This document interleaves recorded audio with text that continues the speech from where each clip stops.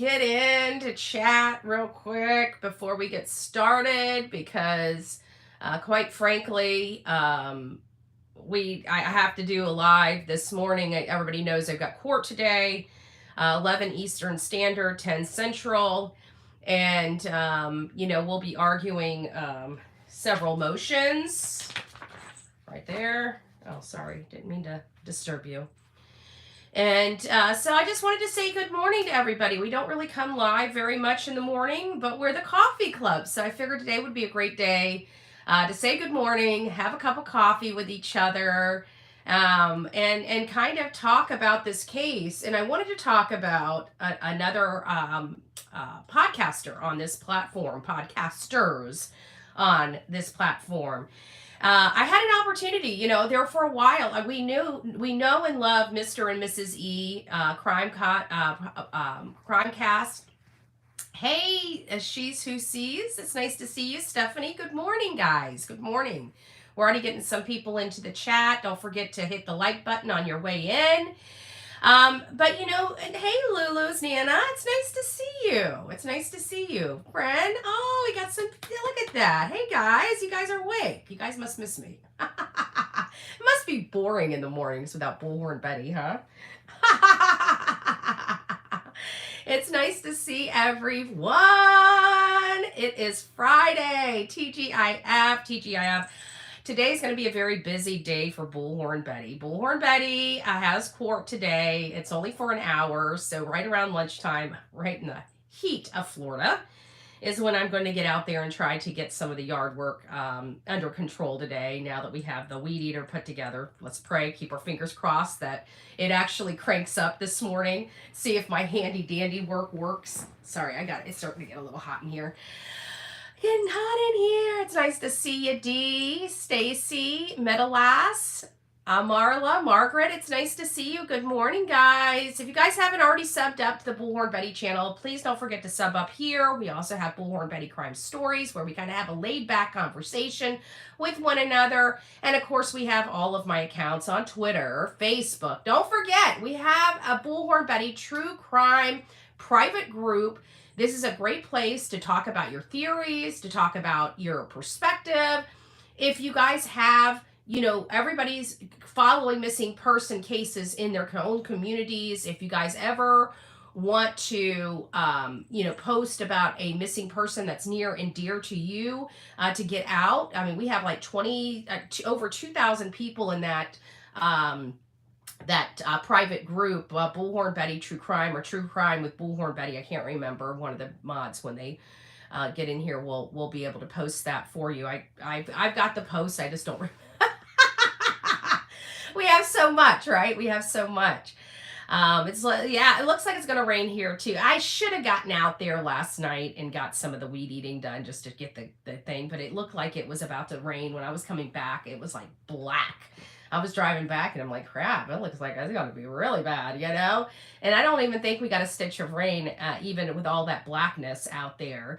I'm sure the east side of the county got hit pretty good because it looked like it was just dumping. Like the bottom of the freaking sky just opened up on them. But for me, it's nice to see you, Timu. Ricky Beaver's up in the house. I saw you called. I'm sorry. I've been so under the weather. I have been sick. I've been, dealing with all this bull crap. Best way to put it, bull crap, lies, the same criminal enterprise and criminal behavior that we've been dealing with for 3 years. But either way, we're getting through it. It's not really affecting me. The only thing that's really affecting me right now is the fact that I've got fluid still in my ears and I'm gunky still up in the head. But I'm glad it's not in the lungs. I'm glad it's not in the chest. It's just, that's all.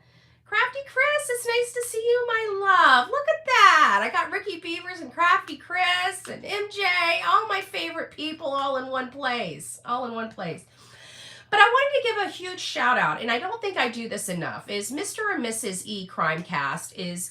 I really love them. I love their personality. I love who they are as people. I love their story about their children. they're just really good people trying to do good things with their platforms and advocate. And there for a while they've been friendly over here and subbed up over here a while ago. And I got to meet them and gosh, I love them to death. They're so sweet. It's like everybody I meet is so sweet. Even Brian and Krista, they are just they're just I meet such great people doing the work that I do. I meet some pretty rotten people as well, but I meet a lot of great, amazing people, the real people, the average Joes of this country that just do what they can do, for the betterment of their community, for the betterment of somebody else. And you can never knock somebody that's doing that, right? I mean, there are people that do, the people that don't do that on this platform that like to criticize everybody that does do. But for the most part, we love being and surrounding ourselves with good-hearted people that do great things. And there for a while, I didn't realize I wasn't even subscribed to their channel, even though I thought I was, and something came up. Somebody sent me a clip from them, and I'm like, why does it say subscribe? And I really, oh my gosh, I never subscribed to them. So I've been a subscriber to them now for a couple weeks. I know a lot of my audience has been subscribed, but I thought I was subscribed to them. I swear.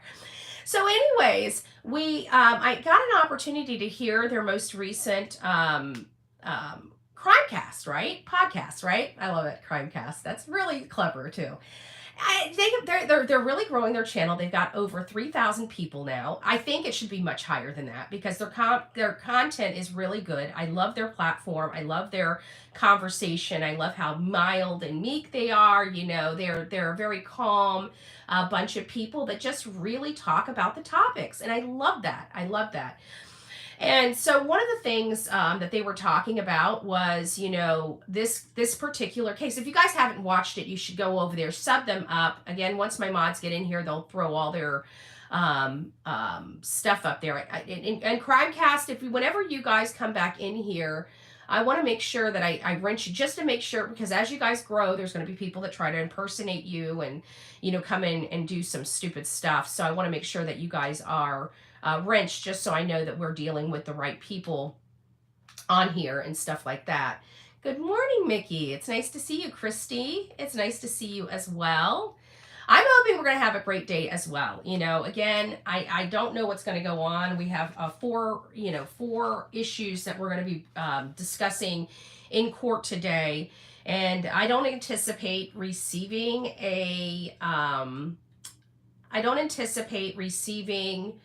an order today. Maybe we'll see which way the judge is leaning on some of the arguments, but I won't really know until we get the order. I'm hoping that I'm at least get favorable results on at least some of my stuff, right? Obviously, I worked very hard for this. I think we got the arguments on our side. But again, you just never know. You never know what's going to be said by opposing counsel.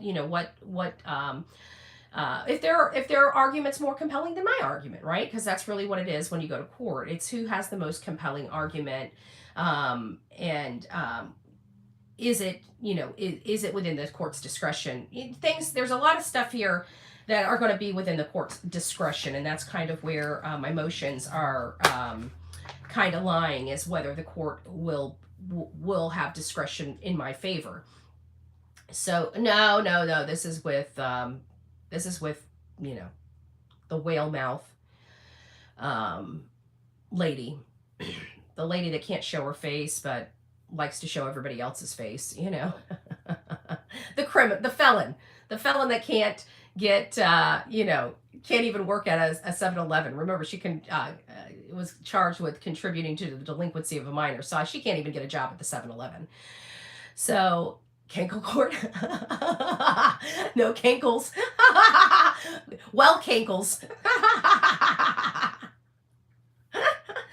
So anyways, Mr. and Mrs. E, they bring up a lot of stuff, and I think there was some really powerful information in their Crimecast, And I think it was about the direction of this case. When I was watching it and hearing it, they're talking about, at this point, because let's face it, it seems like Nick Barris is kind of getting a run for his money, right? And it seems like there's a lot of people that are a little hot with him, and he sounds like he's gaslighting, and that's really what it was about. Was is he gaslighting, or because we kind of feel like he is. Part of this conversation was related to Sumner County not having a public information officer, and which we all know as an acronym of PIO, right? PIO. POI is person of interest, right? PIO is public information officer.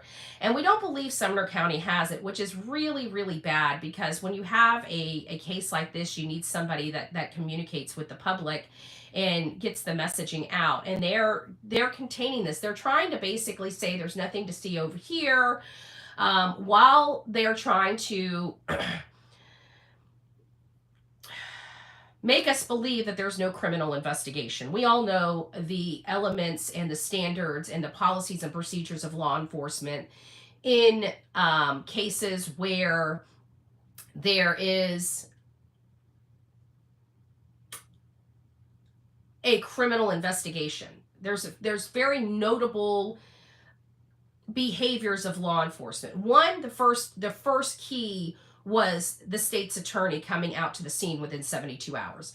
If you hear and watch any of your favorite real true crime TV, like Court TV, or like the First 48 Hours, or Joe Kenda, a lot of people that talk about the policies and procedures of law enforcement, one critical thing is that there are it's very customary to have the state attorney go out to the scene.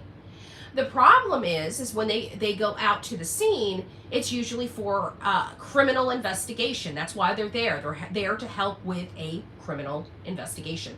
So we know that this kind of took its turn about that 72-hour mark, when we started seeing the state attorney or the district attorney out there on the scene advising law enforcement. That tells us right there he's not going out there for a missing person, right? That's not a criminal investigation. It's not something that would utilize a district attorney's experience or guidance, okay? That doesn't come into play in a missing person child. These things come into play when you have criminal investigation. So they're trying to act like we don't have a criminal investigation. They're trying to, basically play the public, in my opinion, as stupid. We don't know what we're doing. They know what we're doing. We're all completely off base here. We don't know anything. But the problem is there's too much information out. That factual information that has been released to the public, not only by the law enforcement department, but by Chris and Katie themselves, right? They went on podcast after podcast after podcast trying to defend themselves. They never really talked about their son. They talked about everything that they were going through. Me.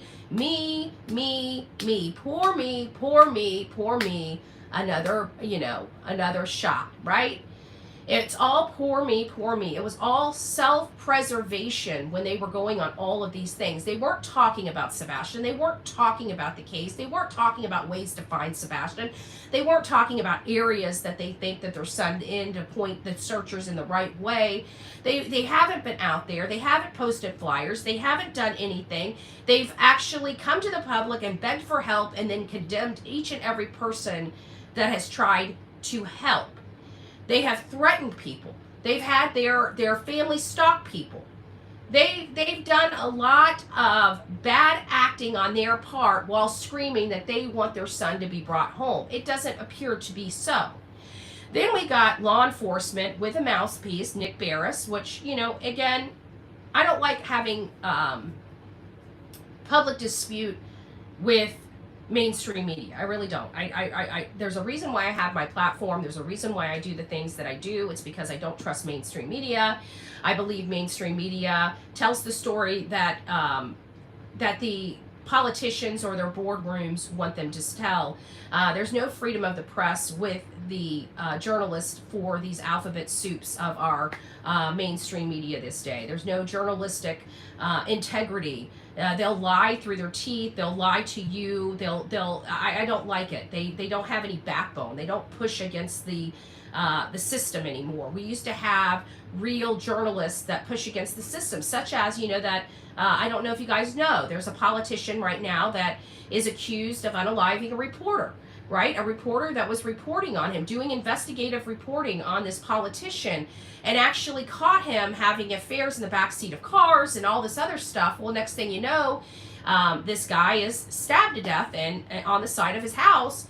And it is alleged that this politician, this county administrator, is the one that did it. And his name's something, I can't remember his first name, but I know his last name's Tellis. So it's Nevada versus blank Tellis. And those are the types of journalists I like working with. The ones that don't mind doing the job, that don't mind getting, following the people to report on what they're doing. Like this guy's a county employee. He's on county time getting a whatever in the back seat of a car, whether it's, I'm not going into it. It's not my business. But he caught them. He caught the lady crawling out of the back seat of a car, pulling her skirt down.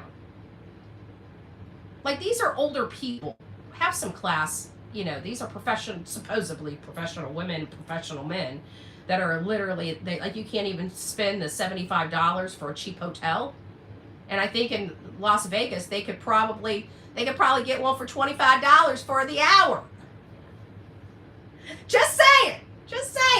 Why did you take this to a private place out in the public? Come on.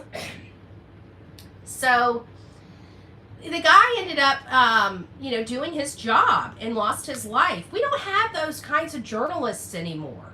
This guys was one in a few. We don't have those kind of journalists anymore that stick the camera up and said, "Where's your son?" Right? We don't have that. We used to. Look back in our history. Look back in mainstream media. Look at how our reporters used to report the news. They used to be hungry. They used to be ultra hungry for the news and the truth. And they were all silenced over the last few decades. All silenced. They have a narrative that they have to drive. They have propaganda they must force feed down the American people's throat. But the truth is getting further and further away from mainstream media and our freedom of press. But when we talk about Mr. and Mrs. E, again, if you guys, hey Steffers, it's nice to see you, my love. They bring up valid points. This is now too big. And where's the manipulation tactics of law enforcement? When are they going to start letting some stuff out so they can elicit more leads in? They're begging for leads, but they're blocking the public out, saying, "We don't want you." Well, are you any close to solving this case than you were on February 26th? Because if not, then you need us. Why are we having no communication from law enforcement? Why are they letting this file collect dust? What ace in the hole do they have that they're not telling us about? Do they have a piece of clothing? Do they have cleaning supplies? What did they find at the landfill? Stuff was taken out of the landfill. They say it's of no evidentiary value, kind of the beating drum of Sumner County. Well, what is of evidentiary value, Sumner County? I mean, if the lights coming out of the backside of their house and going to a car in the middle of the night is not evidentiary value. And the child, the fact that he never walked out of the home and has never been seen on a camera, if that's not evidentiary value. If the fact that there is literally the whole house appeared to be cleaned prior to law enforcement being called in, with the exception of Sebastian's room, if that's not of evidentiary value, well, what do we call evidence? What is evidence? Because I think the Sumner County might be a little confused. I think Nick Barris might be a little confused, right? There is literally, like this case that we're talking about, this Nevada versus Tellus case, there was no witnesses. All right? There was no witnesses. There was a car, there was a man in orange with a straw hat, and that's all they got. What led them to Tellus? There was DNA under fingernails because they did find the guy. And I think they found the guy days later on the side of his house, which is sad. But at the beginning, they had nothing. And even when they had DNA, how did they link it to Tellus? And how did they know Tellus was the one that did it? Or that Tellus was there in the area? When you look at the videos, there was nothing there. There was a guy in orange and a straw hat. You couldn't make out his face. You couldn't make out his height. You couldn't make out his weight. So how do they do these investigations with nothing of evidentiary value? I guarantee law enforcement, when they see this orange guy with a straw hat walking down the road, they're like, oh, well, it's not of evidentiary value. Hey, Skullified, it's nice to see you. River, good morning, River. Pete, it's nice to see you. The real me too, good morning. Oh, Jerry and Kara, it's nice to see you. Sonia, good morning. Sonia, why don't I see a wrench for you? Is this the right Sonia? Hold on, guys. Give me a second.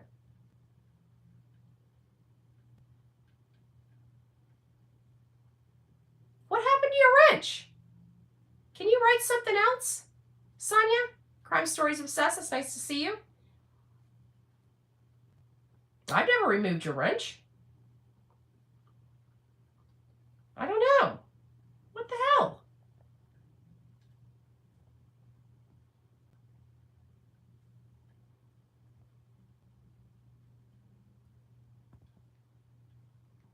Type now. I've been banned. You better not have been. How did that happen? There you are. That is weird. I haven't even been in those settings. That's insane. I wonder if one of the other mods timed you out. I think you were a bad girl. Good morning, Tony. It's nice. Nice to see you. Delilah took it away. Oh my goodness. I just noticed that. I'm like, what the hell? Southern Grammy, it's nice to see you. Serenity, good morning. Good morning. Are you sure that's Sonia? You need a code word. Sonia, you're going to have to send me a code word in Messenger. I know it's got to be Sonia. What other Sonia do we have up at the crack of dawn? The lady doesn't sleep. That's got to be her. Oh, good gracious. My sinuses. I'm still getting gunk out of my head. I can feel it in my ear. I can't feel it in this ear because it's my deaf ear. Okay, it's her. Wow, you lost your wrench. You lost your wrench. No, you got it back. I don't know how that happened. I really don't. I just happened to see him. Wait a minute. Where's your wrench? Because you post everything in here. Delilah, choose your wrench, Sonia. Delilah, it's all your fault. It's all your fault. She's sleeping. She was up running around this morning. She was up playing with me, biting me. She loves this little thing. This thing's been chewed, and like I gotta wash it now. Like it's got dog slobber on it. See how the stuff is kind of chunky together because it's her slob. It's her slob. She loves this thing. She's got a little fox, and this is looks like the raccoon. I can't remember what else she got. She's got a fox and something else, maybe a bear. I don't know. It's nice to see you all. Yes.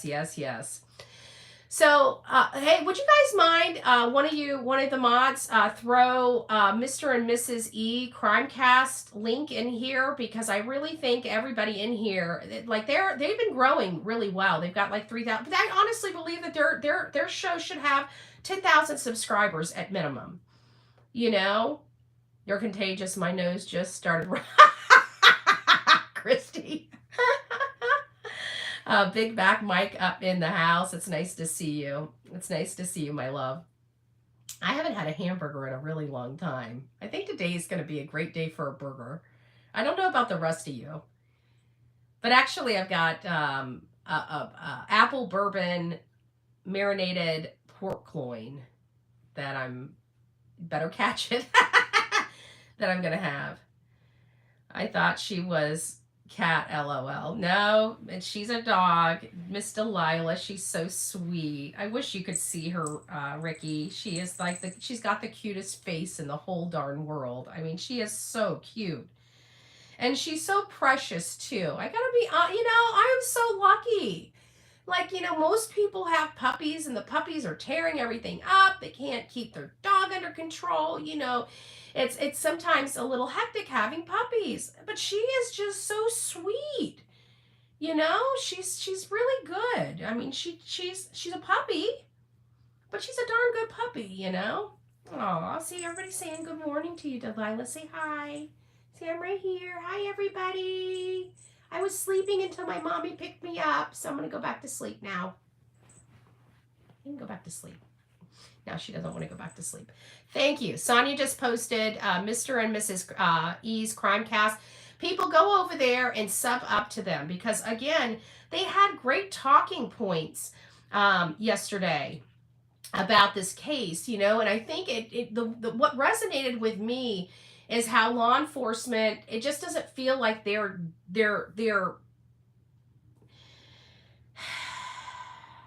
ruffling the feathers that they need to ruffle. But again, they said that they may be trying to, keep the people, talking and cooperating and stuff like that. But in all fairness, I don't think Chris and Katie have really been cooperative from the very beginning because they keep changing their story. And that's what was so upsetting and what was gaslighting for many people is when Nick Barris is like, well, they've checked out their story and everything is matching. Which story?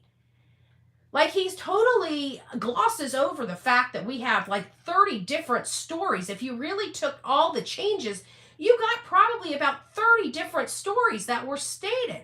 Nay for 2024. What are you putting in here, Timu? You're funny. Mods, make sure Betty sees my comments, please. Rosebud, let me see. Yeah, sometimes I get talking and I miss it. I think lawyers need to look into that. New sheriff brought new evidence and proof of the Amherst woman's unaliving. Please tell Seth. Is that the teacher? Yeah, I know. That's what I've been talking about. If that you're talking about that Greenberg lady or whatever her name is, I can't remember. Eileen. She's a teacher. Is that the one? Is that the case you're talking about?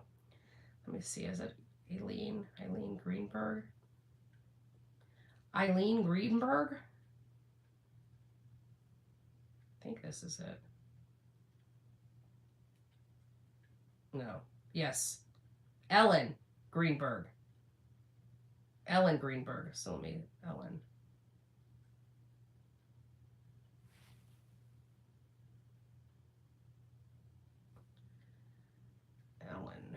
Greenberg.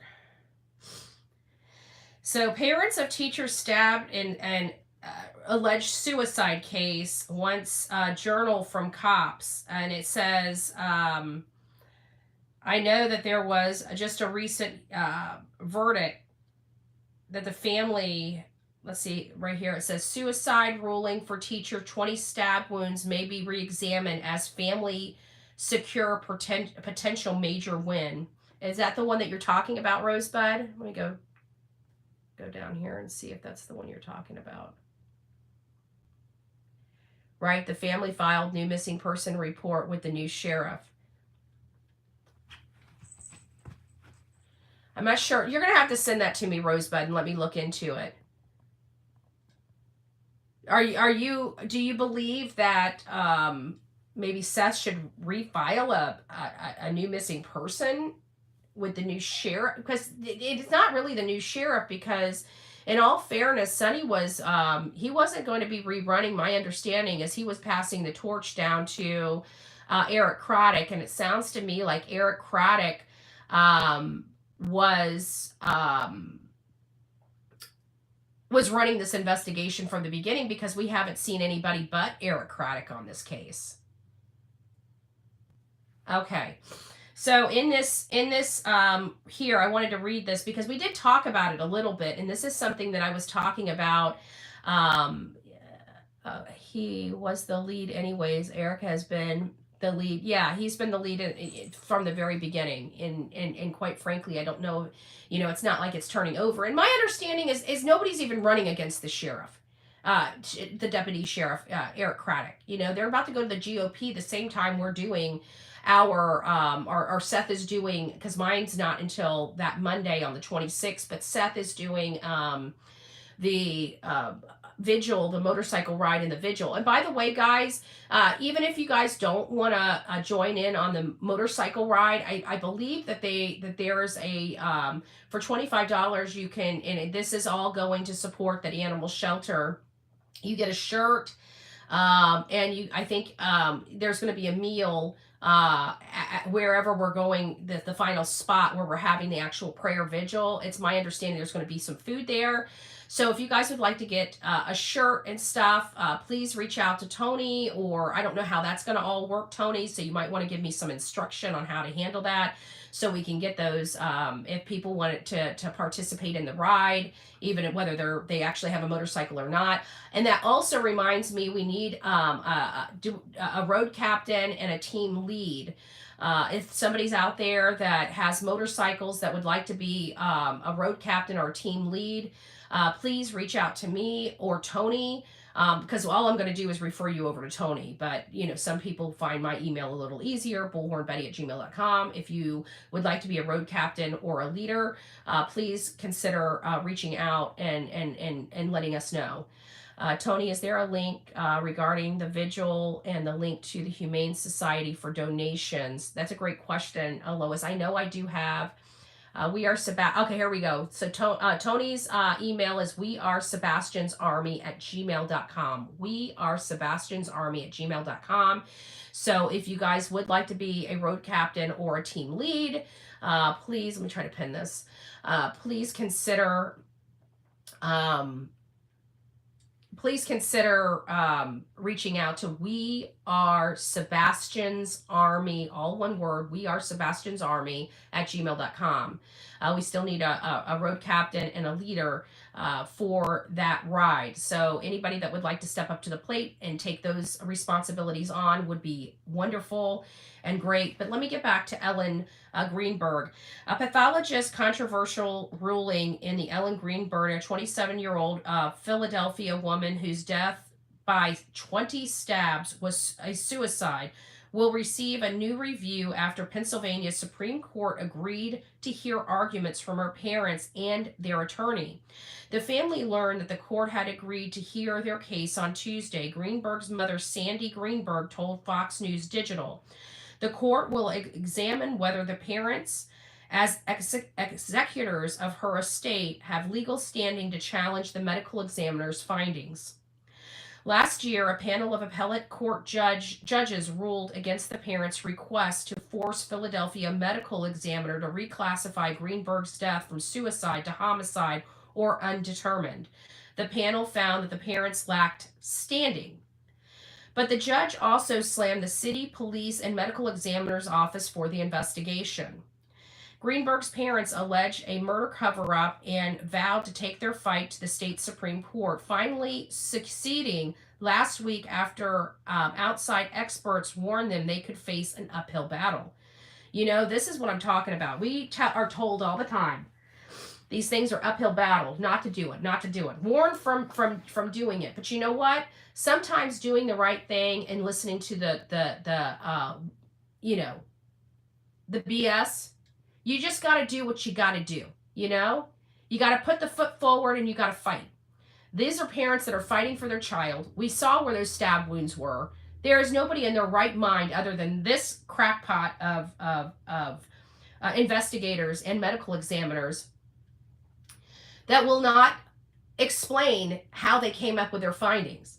This woman had stabs in the back of her head. Okay, I don't know. I mean, I've had neck surgery, so I can't see. I mean, I can pull my hand hand back maybe 6 inches. It sounded like she had like a foot-long freaking knife. How do you get that angle back there? And there's no possibility. And these people will not explain it. But you know what? They keep saying it's an uphill battle. So what? You know, there's a lot of things that are uphill battles. Who are you as a person? Are you ready for that uphill walk? Are you ready for the uphill walk? Because we are.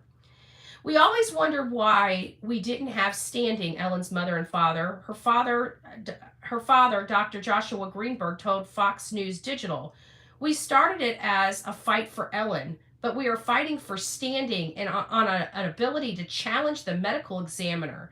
Right now, the medical examiner's conclusion cannot be challenged." Sounds pretty stupid. Look at this. Tell me how in the world these back here happened. I'm just asking. Look at those. Look at the size of those knives.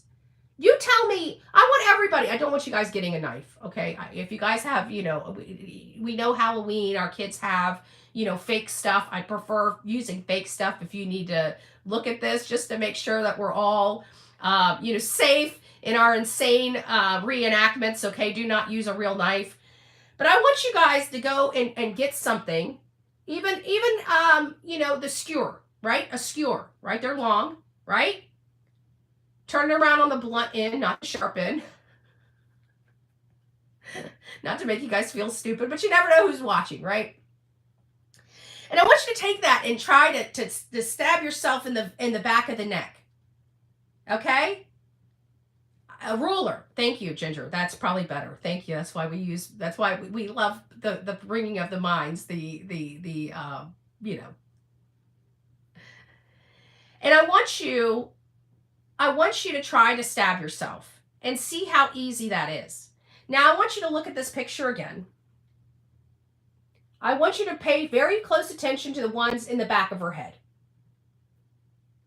Now, I'm sorry, I'm not a medical examiner, okay? I got to be honest with you. I didn't go to medical school. I know nothing. I mean, I do have some experience in medical from, you know, the courses I took when I was in insurance. I'm experienced in medical in a very, probably above maybe an average Joe's understanding of medical, okay? My mom was with doctors my whole life, you know, worked for all these people.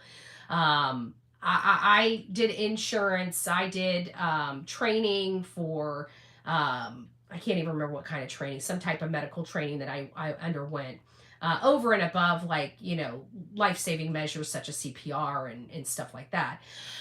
So we do have all of this, but, you know, I don't need to have a medical degree to look at something and say that doesn't make sense, okay? I have had experiences of watching unalivings. I've had experience of watching drowning. I've had experience of watching people get shot, stabbed, everything.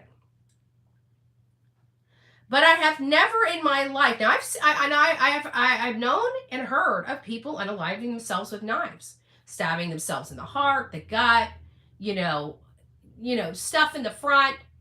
But I have never seen somebody that was able to go gadget their arm, to extend their arm out further than what God gave them with bone, to reach back behind their head and stab themselves in the back of their own head. Okay, I've never seen that before. Now, again, it's not the front. Let's see if I can copy this image, download this image. Let's download this image. Okay, let's open this image. All right. I want you to see where these are. I mean, the direction. They are almost perfectly. Can you guys see that? Let me try to get the shadow out. Perfectly straight. So they didn't go in an upward direction or a downward direction. And if you notice, whenever I'm trying to stab myself in the back, you see how my hand's position? It's in an upward direction, right? Because you can't really contort your arm back there for a perfectly straight in and out.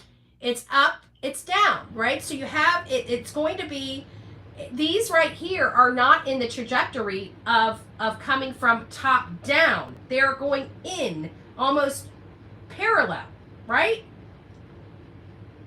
I want you guys to try to mimic that on your own and see what the probability of that is. Now, as you can see, I've done the, this was back when this case was breaking. I didn't really cover this case in depth, but I did watch it. I have been monitoring this case. That's how I knew the name.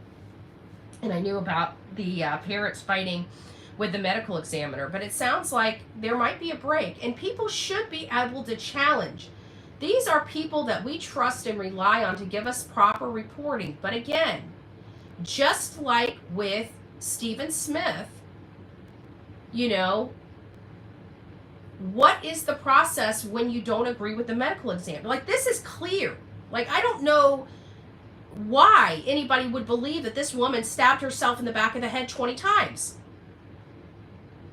It's next to I mean, think about it. We go into court all the time. Let's put this in a different perspective.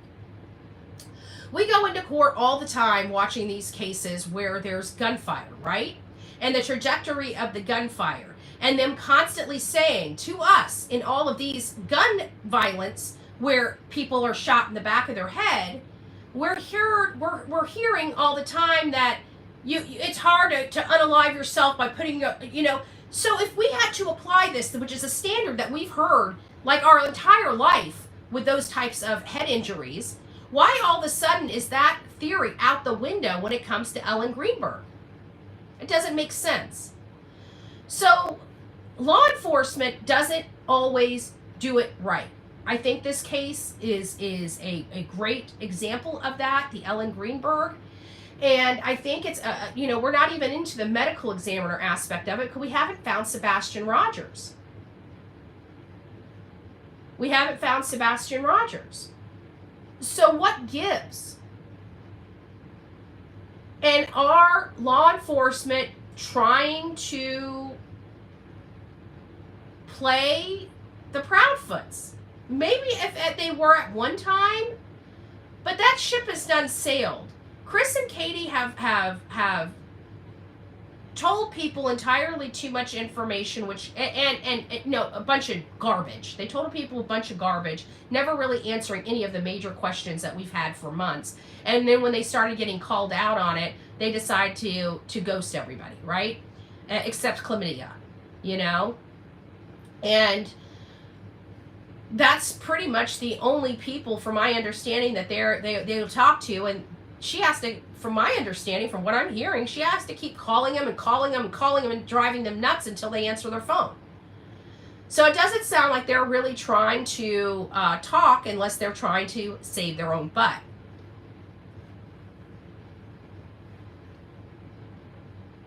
So when we go back to the Crimecast, Mr. and Mrs. E Crimecast, and you talk about how we all have so much information, it's hard to try to convince us to believe what we already know. You know, as if we're supposed to move that to the side and say, that's not what we're supposed to believe, right? That's what law enforcement is telling us. None of this stuff is evidentiary value.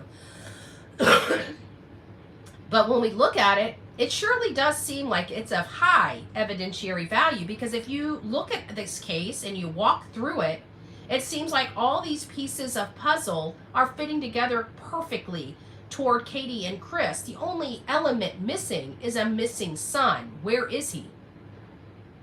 It seems like that is the only piece of the puzzle that's still left to be put in place. It seems like everything else has been done, because we know that Katie was there. People are trying now. I got to be honest. Hold on one second.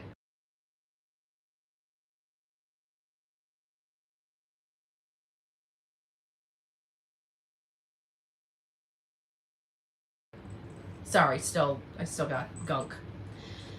We know Katie and Chris, if you look at all the information, everything that happened that night into that morning is awfully sus and did not happen any other time that they've been in that home. What do I mean by that? The lights going on and off. The front house going completely dark. The silhouette of somebody in that front window looking out, trying to see who's up and who saw them. and then the lights on the outside of their house leading to a car, an SUV, a full-size SUV that was picked up on their neighbor's camera that appeared to be trying to be hidden from all cameras. Otherwise, why didn't they pull around to the house? Why did they park all the way by Kellen and walk? It doesn't make sense. These are suspicious behaviors. And while you can't see who the people are, you kind of understand who the players are. Why?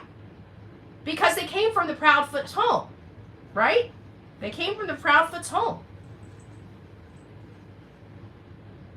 And the fact that this boy doesn't have a whole lot of friends, was sheltered. As a matter of fact, so sheltered, the neighbors didn't even know he was there. They knew about him, but they never saw him. It doesn't sound like Katie took him out very often. It doesn't sound like Katie actually went out to play with him in the yard, to throw ball, to take him to a park. It didn't seem like that was their thing. That's the stuff Seth did with his son, because he cared about his son. He cared about his son's well-being. But it sounded like his mama just wanted him to go to his room and leave her the hell alone, if you ask me. That seems what's more customary inside the Proudfoot home than anything. Yum, cheeseburger sounds good. All right, guys, time to go make us a cheeseburger breakfast. Big Mac Mike would love it. Thank you, Karen. Thank you. I'm praying for you in supporting your efforts, Betty. Oh, thank you. God bless you. God bless you. So we have some stuff, and then we find out that Chris and Katie run off while everybody, all these strangers are out there in the woods, breaking their back in the heat, trying to find their son, and they run off to Mississippi. What mother runs off to Mississippi?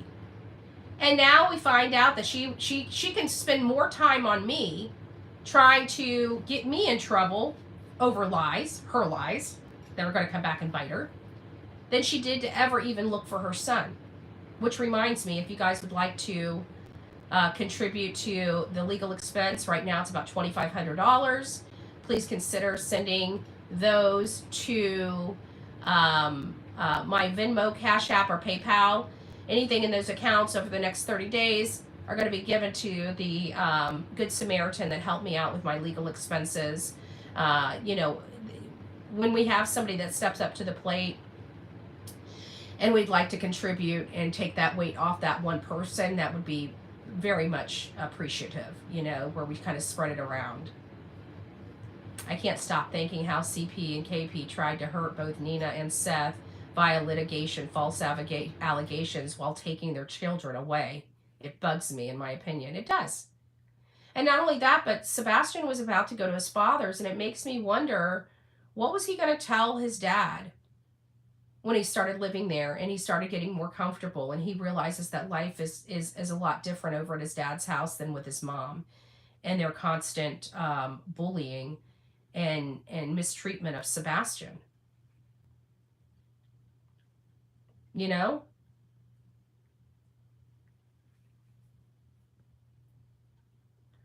I was having fun with another person in the chat. I can't stop thinking. Okay, I got that one. We need to do a writing campaign to report Sumner County corruption to Jonathan Scarmetti, Tennessee Attorney General, Office, P.O. Box 20207, Nashville, Tennessee. Thank you. Thank you, Car Guy, for that. I took a picture of it. I'll start drafting a letter, a form letter. If people want to do their own wording, they can, but if they have a form letter, sometimes it's just easier to print, especially people that don't really have a lot of time but want to contribute or, do their part. If Sebastian was truly missing, she would be home every day searching and going nuts. KP knows where he is, period. Come on, TBI, really? Yeah, and what about them putting them in the hot seat? Why not start sending out? It seems like Sumner County is too busy trying to get KP and CP to like them, right? Because they're losing a lot of respect of their community. I can tell you from the conversations I've had with community members and leaders in their area, they're losing faith in Craddock.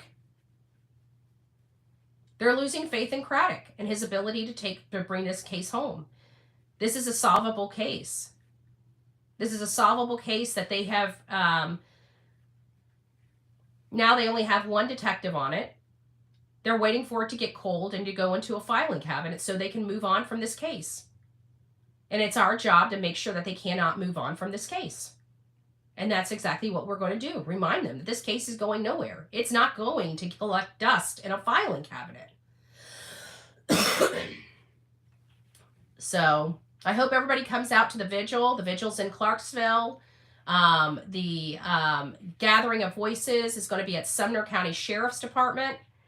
That's at 117. Me too. You might have to throw some of the addresses up here. I got to make the flyer. It's going to be from 9 to 12. We're going to be in the parking lot. We're going to be safe. We're going to have cake. We're going to have drinks, and we're going to make sure we clean up after ourselves as if we were never even there. That's right. Sebastian Army is not going away. Absolutely, it's not. All right, guys. Well, I have to get started. I've already read through this stuff several times. I didn't write my arguments down. I hope I remember everything I'm going to say in court, but I always believe that what needs to be said out of my mouth will be said out of my mouth. These are pleadings I've written myself. I've personally written them. And, this is a case that has affected my life negatively. Okay, there it is. 117 West Smith Street in Gallatin, Tennessee. That's where we're going to be. 117 West Smith Street, Gallatin, Tennessee. I wouldn't care who drove by my house. I wouldn't leave. Nobody would. These people are insane. And not only that, they sit there and try to say the reason why they're leaving is because they're being harassed. Well, we know where the harassment is coming from. And I'm sorry, nobody's harassing them, but they have no problem harassing other people. They have no problem trying to intimidate other people. Well, Big Bad Chris, you do not scare me. You know why? Because I used to date assholes like you. Okay? I did. And you know what? You make me sick. I can see right through you. You abusive animal, you. In my opinion. Jackass. All right, guys. You guys have a great day. Rock it out with your coffee beans out. Have an amazing Friday. You guys know I will be back here to tell you how the court hearing went. I'm not sure if I'm going to do it before or after I weed eat the yard, but we'll see. So you have a great day. God bless you. Don't forget to go and sub up to Mr. and Mrs. E Crimecast. Again, I was listening to their stuff. They have great talking points. They have great things to get your mind thinking. And I really, really, really hope that everybody supports them. I see that they are growing. We need to get them up to 10,000. They deserve to be at a 10,000 subscriber count at this point with the great work that they've been doing. And I hope you guys support them in their efforts. Anyways, guys, I love you. God bless you. And we'll see you soon.